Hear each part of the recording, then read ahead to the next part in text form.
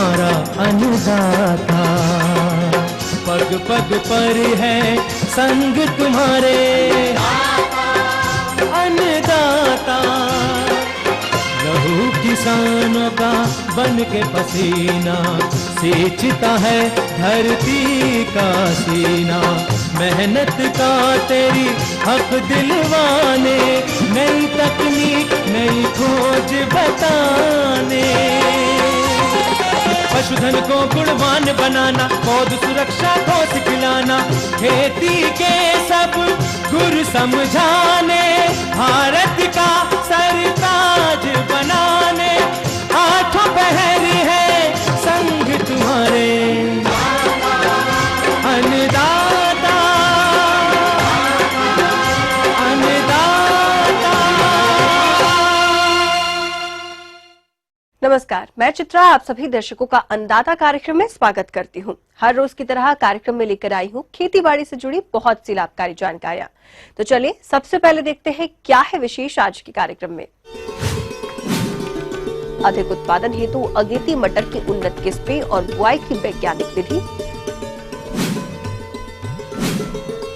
अधिक पैदावार हेतु गराड़ू की फसल में किए जाने वाले कार्य। मौसम पूर्वानुमान रिपोर्ट के आधार पर प्रदेश के किसानों को कृषि सलाह।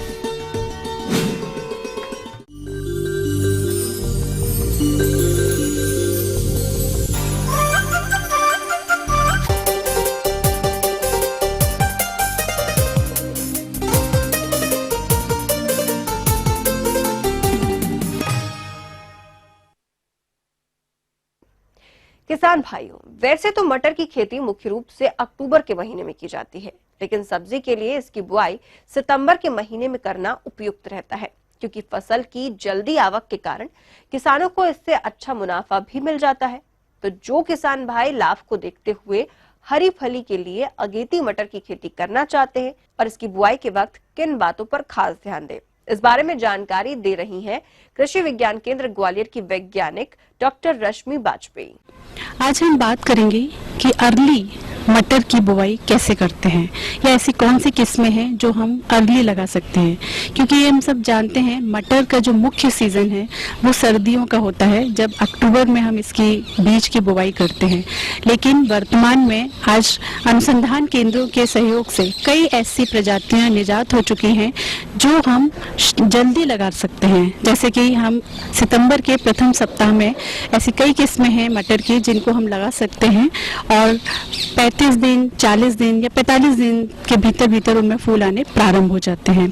तो इसी पर हम चर्चा करेंगे कि अर्ली जो मटर है वो कैसे हम लगाएं। मटर की फसल से हरी फली का अच्छा उत्पादन प्राप्त करने के लिए कुछ प्रमुख बातों का ध्यान में रखना आवश्यक है, जिनमें सर्वप्रथम बात आती है भूमि के चयन की। तो मटर की खेती विभिन्न प्रकार की भूमि में की जा सकती है, किंतु बलुई दोमट मिट्टी में जिसमें जल का निकास अच्छा हो उत्तम होती है। भूमि का पीएच मान 6 से 7.5 के मध्य होना चाहिए। अब बात आती है भूमि की तैयारी की।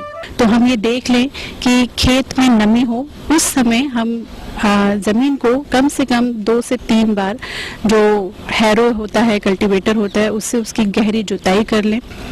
जुताई करने के बाद जो लेबलर है या कहना चाहिए मिट्टी को भुरभुरी कर लें। भुरभुरी करने वाली मशीन बाजार में उपलब्ध हैं, उससे हम जमीन को भुरभुरी कर लें।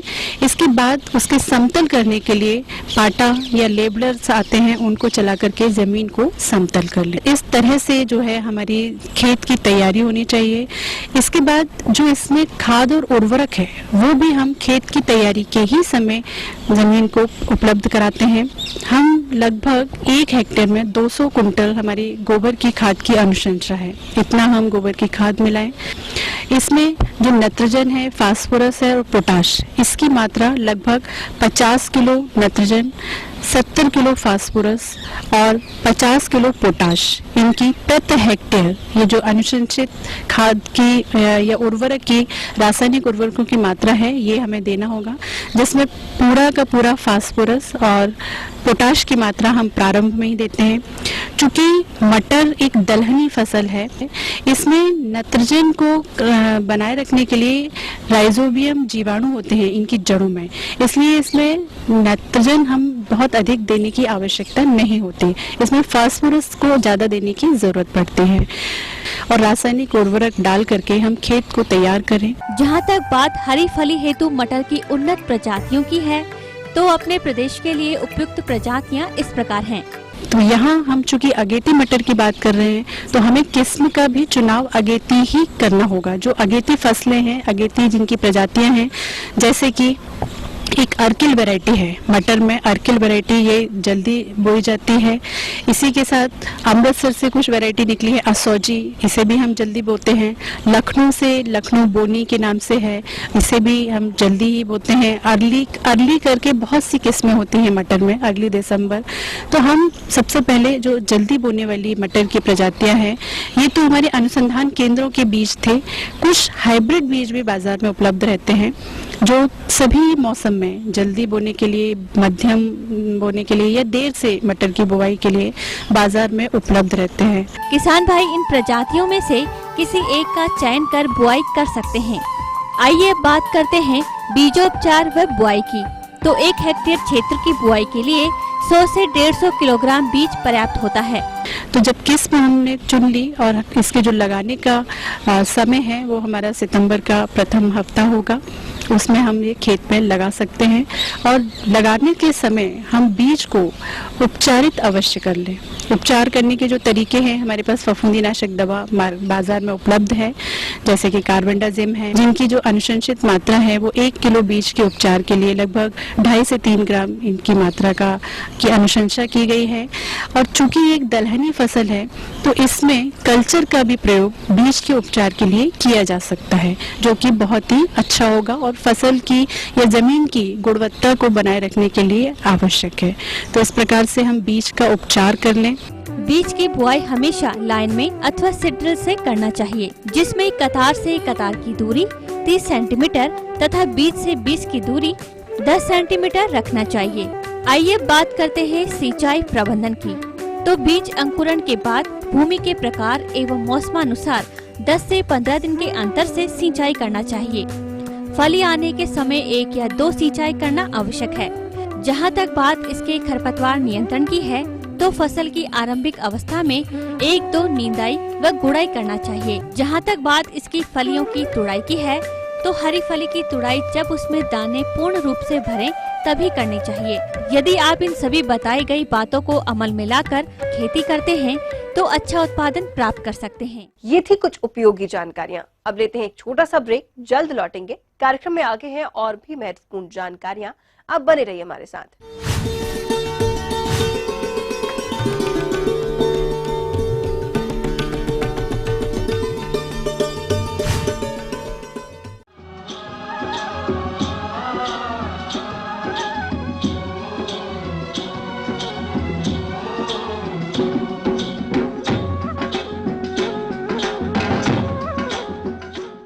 ब्रेक के बाद एक बार फिर आप सभी दर्शकों का अन्नदाता कार्यक्रम में स्वागत है।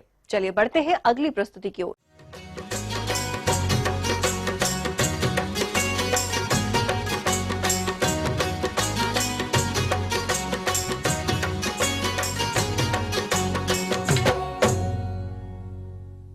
मध्य प्रदेश के मालवा क्षेत्र के रतलाम, मंदसौर और नीमच आदि जिलों के किसान गराड़ू की खेती करके अच्छा लाभ कमाते हैं। और जो किसान इसकी खेती कर रहे हैं, वो गराड़ू की अधिक पैदावार तभी ले सकते हैं जब फसल का प्रबंधन सही तरीके से करें, जैसे कि खरपतवार नियंत्रण, सिंचाई और कीट और रोगों का नियंत्रण इत्यादि।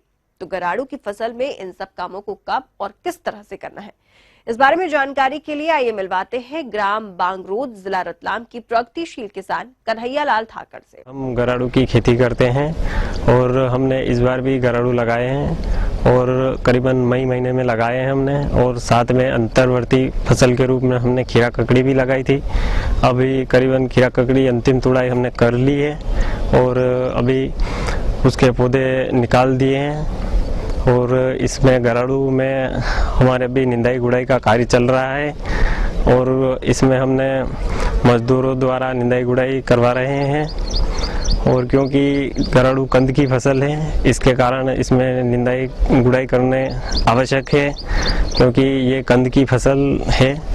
इसलिए इसमें ज़रूरी है, क्योंकि अगर निंदाई गुड़ाई नहीं करवाएंगे तो इसमें कंद बिल्कुल छोटा बैठेगा। वर्तमान में इसमें अभी निंदाई गुड़ाई का कार्य चल रहा है। किसान भाइयों, किसी भी फसल से अच्छा उत्पादन प्राप्त करने के लिए पोषक तत्व प्रबंधन करना तो जरूरी होता ही है, साथ ही साथ सिंचाई प्रबंधन पर भी ध्यान देना आवश्यक होता है।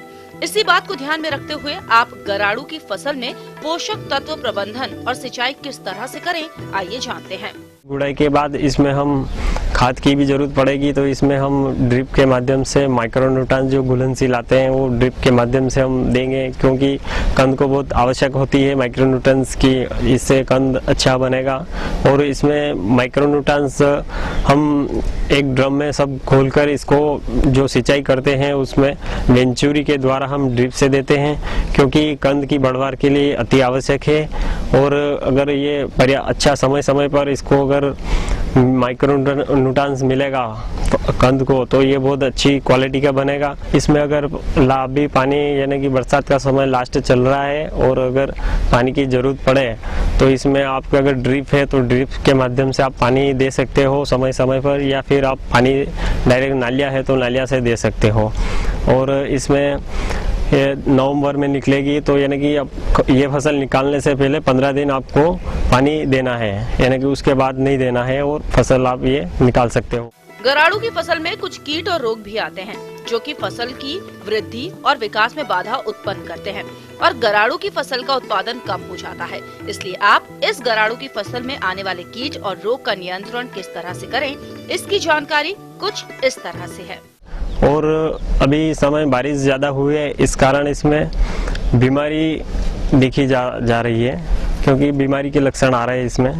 और ख़ासकर इसमें ब्लाइट आ रही है, जो कि पत्तों पर बिल्कुल हल्के हल्के काले धब्बे बनते हैं, फिर धीरे धीरे वो बड़े हो जाते हैं और उसके बाद पत्ते नीचे गिरने लगते हैं और फसल उसमें जो बेल रहती है गराड़ू की वो धीरे धीरे काली पड़ के पूरी सूख जाती है। इसलिए वो उसमें कीट और रोग प्रबंधन करना बहुत ज़रूरी है। अगर इस बीमारी को नहीं रोकेंगे तो पूरा प्लांट ख़त्म हो सकता है। इसलिए हमने रासायनिक का प्रयोग किया। इसमें हमने कार्बेंडाज़ाइम प्लस मेनकोजो प्लस का स्प्रे किया।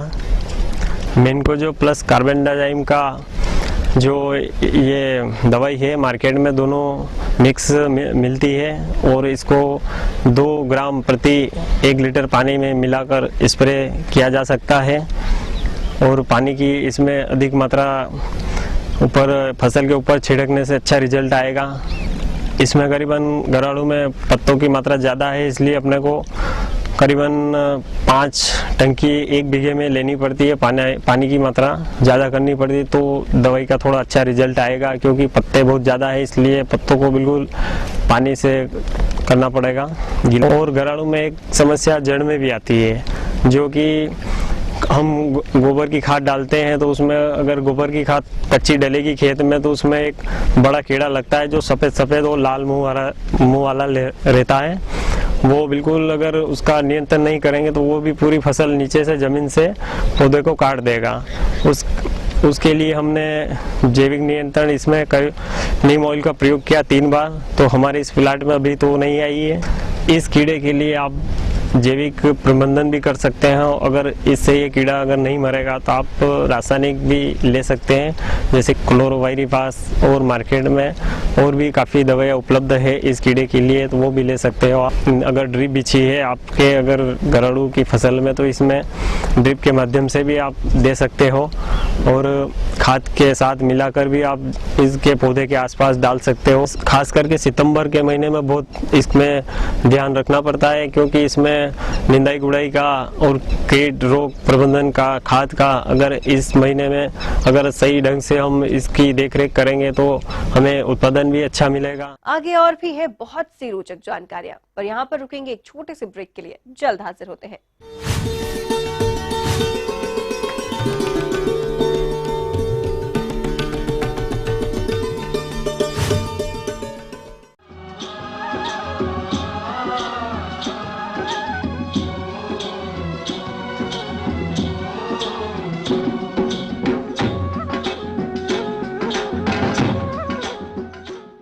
ब्रेक ब्रेक के बाद आप सभी दर्शकों का स्वागत है। चलिए अब रुक करते हैं अगली कड़ी की ओर।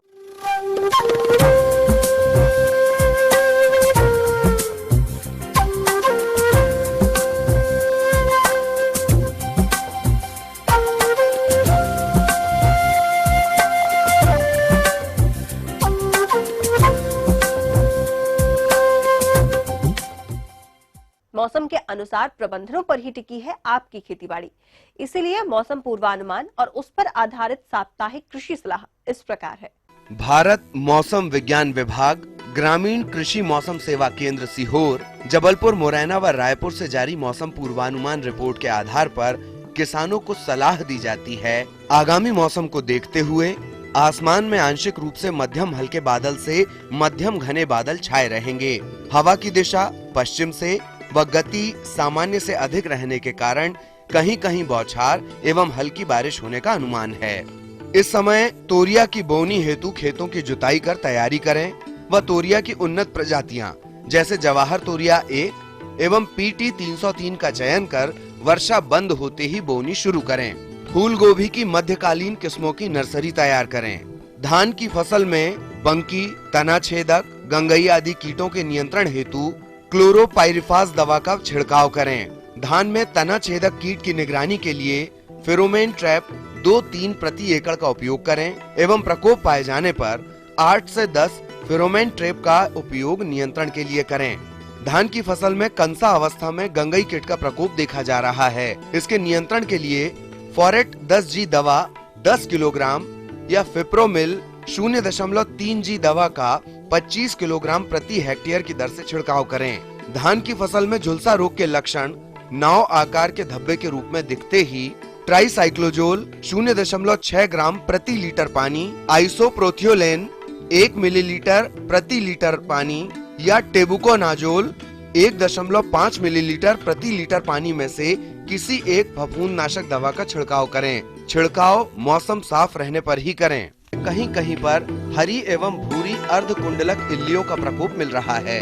भूरी इल्ली का सिर पतला एवं पिछला हिस्सा चौड़ा होता है एवं पीलापन लिए हुए हरे रंग का होता है।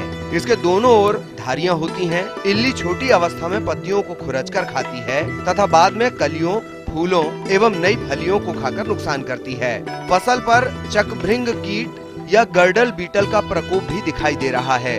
इस कीट की मादा अपने मुखांगों से तने के ऊपरी भाग, पत्तियों के पर्णवृंत या कोमल डंठलों पर 2 चक्र बनाती है तथा निचले चक्र के पास 3 छेद बनाकर बीच वाले छेद में अंडा देती है। चक्र बनने से ऊपर का भाग सूख जाता है। इस तरह सूखे पौधे आसानी से पहचाने जा सकते हैं। किसानों को सलाह दी जाती है कि खेतों का लगातार निरीक्षण करते रहें। उपरोक्त कीटों के नियंत्रण हेतु फिनोल्फॉस 25 EC या क्लोरोपाइरिफॉस 20 EC या प्रोफेनोफॉस 40 EC का 1.5 लीटर प्रति हेक्टेयर की दर से छिड़काव करें। वर्षा होने के बाद धूप एवं फिर बादल की स्थिति बनने से फसल पर सफेद मक्खी का प्रकोप होने की संभावना है। ये सफेद मक्खी फसल पर विषाणु जनित पीला मोजैक रोग फैलाती है। रोग के लक्षण पौधे की नई पत्तियों पर दिखाई देते हैं तथा पत्तियों पर बड़े बड़े चमकीले पीले धब्बे बन जाते हैं। पत्ती की मुख्य शिरा के साथ पीली पट्टी बन जाती है व बाद में पूरी पत्ती पीली पड़ जाती है। नियंत्रण के लिए थायोमेथॉक्सम 25 WG 100 ग्राम प्रति हेक्टेयर या इथोफेन प्रॉक्स 10 EC 1.25 लीटर प्रति हेक्टेयर या एसिटामाप्रीड 20 SP 200-250 ग्राम प्रति हेक्टेयर की दर से या इमिडाक्लोप्रिड 17.8 SL की 100 मिलीलीटर प्रति हेक्टेयर की दर से छिड़काव करें। कीटनाशक दवा के साथ चिपकने वाले पदार्थ 1 मिलीलीटर प्रति लीटर पानी की दर से मिलाकर छिड़काव करें, जिससे कीटनाशक पत्तियों से चिपककर अधिक समय तक प्रभावी या असरदार बना रहे। ये ध्यान रखें कि दवा छिड़काव के 4-5 घंटे तक वर्षा नहीं होनी चाहिए। यदि ऐसा होता है तो दवा का पुनः छिड़काव आवश्यक हो जाता है। मिर्च, बैंगन, टमाटर आदि फसलों में नम एवं आर्द्र मौसम के कारण रसचूसक कीट जैसे एफिड, जैसिड एवं सफेद मक्खी का प्रकोप बढ़ने की संभावना है। इस कारण पीला मोजैक रोग फैलता है। नियंत्रण के लिए थायोमेथॉक्सिम 50 ग्राम प्रति टंकी की दर से छिड़काव करें। नवरोपित फलदार पौधों को तेज हवाओं से बचाने के लिए सहारा दें एवं वर्षा से पूर्व मिट्टी चढ़ाई कार्य कर नुकसान से बचें। पशुपालकों को निर्देश है कि भेड़ एवं बकरियों में इंट्रोटॉक्सीमिया तथा मुंहपका एवं खुरपका रोग का टीकाकरण नजदीकी पशु चिकित्सालय में पशु चिकित्सक की सलाह से अवश्य करवाएं। मुर्गी घर एवं पशुशाला में किलनी एवं चीमड़ी के नियंत्रण के लिए मैलाथियोन दवा 3 मिलीलीटर प्रति लीटर पानी में मिलाकर छिड़काव करें। जुलाई अगस्त का महीना मछलियों के प्रजनन का होता है। नवीन मछली बीज डालें तथा तालाब से अनावश्यक जीव जंतुओं तथा अवांछनीय मछलियों की सफाई।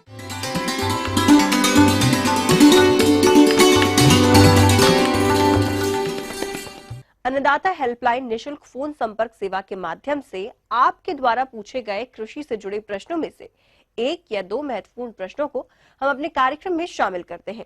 इसी के तहत आज का चयनित प्रश्न और उसका जवाब इस प्रकार है।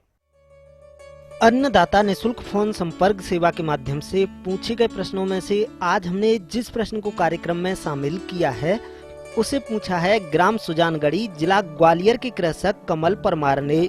यह गाय तथा भैंसों का पालन करते समय रखी जाने वाली सावधानियों के बारे में जानकारी चाहते हैं। तो कमल परमार जी, आपकी जानकारी हेतु प्रस्तुत है कार्यक्रम का यह अंश।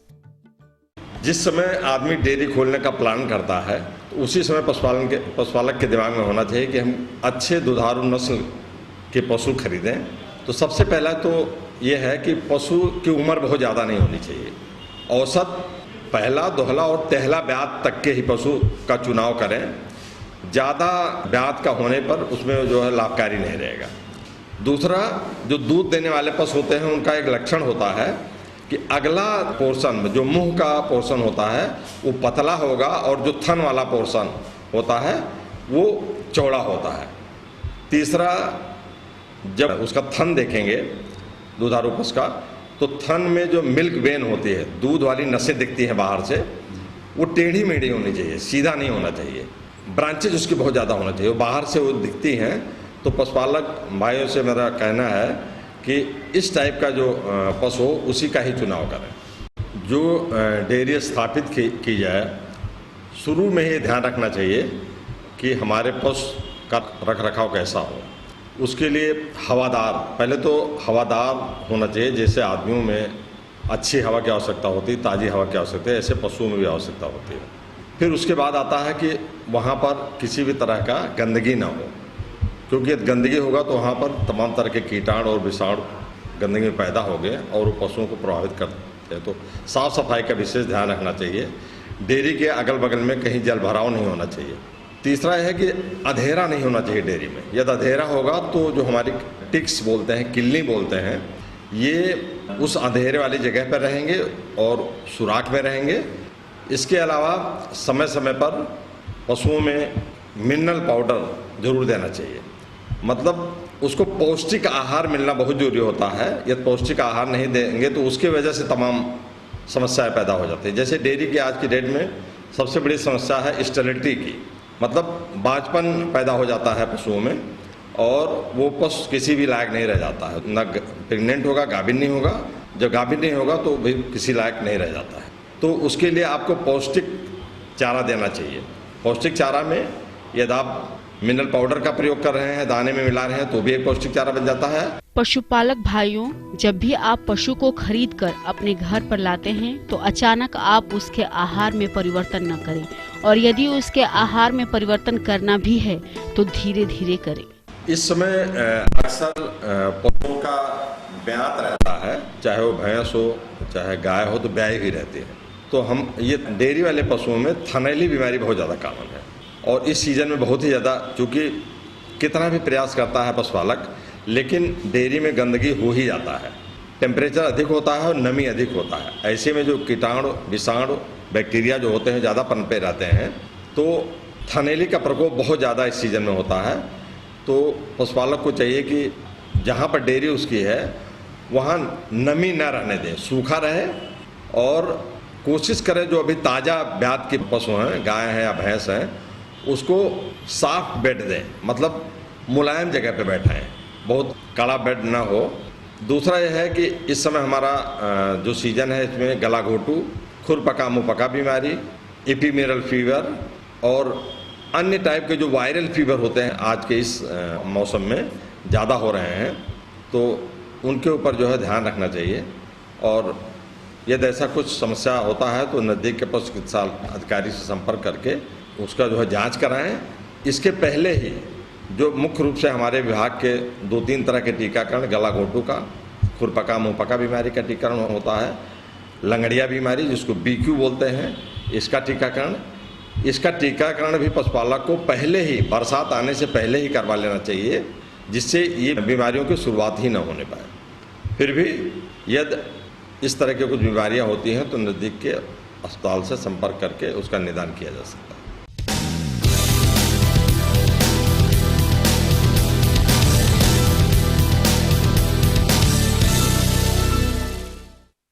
राज्य की विभिन्न मंडियों में कृषि उत्पादों के चढ़ते उतरते बाजार भाव की संक्षिप्त जानकारी इस प्रकार है।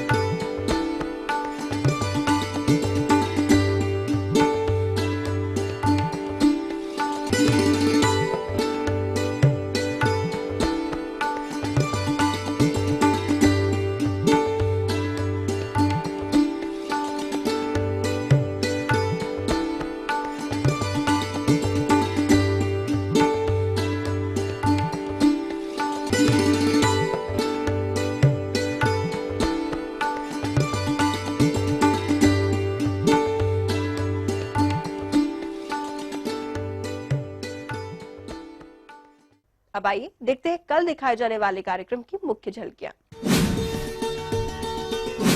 छत्तीसगढ़ राज्य के एक प्रगतिशील किसान कर रहे हैं ड्रैगन फ्रूट की बागवानी। फूल और कैप्सूल बनने की अवस्था में तिल की फसल को क्षति पहुंचाने वाले कीट व रोगों का नियंत्रण। हम उम्मीद करते हैं कि आज का कार्यक्रम आप सभी दर्शकों के लिए उपयोगी रहा होगा। किसान भाइयों, अन्नदाता आपकी सेवा के लिए संकल्परत है। कृषि संबंधित समस्या एवं सुझावों के लिए आप हमें इस पते पर संपर्क कर सकते हैं। प्रोड्यूसर अन्नदाता ETV Madhya Pradesh Chhattisgarh, Ramoji film city Hyderabad 501512। साथ ही आप हमें ईमेल भी कर सकते हैं। हमारा ईमेल है annadatamp@etv.co.in। इसके अतिरिक्त आप हमें निशुल्क हेल्पलाइन नंबर 1800-4192-155 पर सोमवार से शनिवार सुबह 10 से शाम 4 बजे के बीच संपर्क कर सकते हैं। फिलहाल अन्नदाता की पूरी टीम को दीजिए इजाजत। कल फिर इसी वक्त आपसे मुलाकात होगी कृषि संबंधित कुछ और महत्वपूर्ण जानकारियों के साथ। तब तक के लिए नमस्कार।